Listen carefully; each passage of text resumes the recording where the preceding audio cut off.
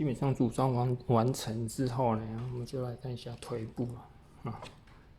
这个是要90度，这个是要一直线，所以这边也是要90度，这边也是要一直线，然后这边都是。那组完之后呢，按 A 键嘛，这个就是它按 A 键之后定中位的角度的姿势就是这样子啊。那我们接下来就是把线材整理一下，所以我们先把电源关掉，一定要先把电源关掉。然后呢，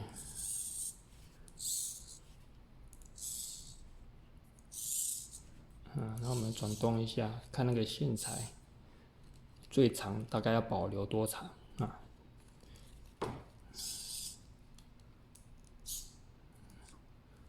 现在我们是大概都可以把线材大概都整理一下。整理完之后呢，我们就可以用束带把它固定住。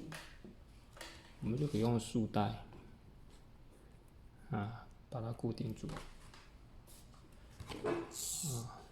这个就是保留一定的线材，保留一定的长度就可以了。基本上就是我们蜘蛛的组法。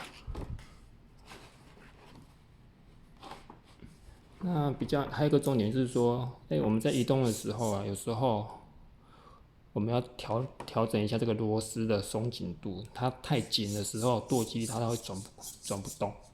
那这时候就把它调松一点点就可以了。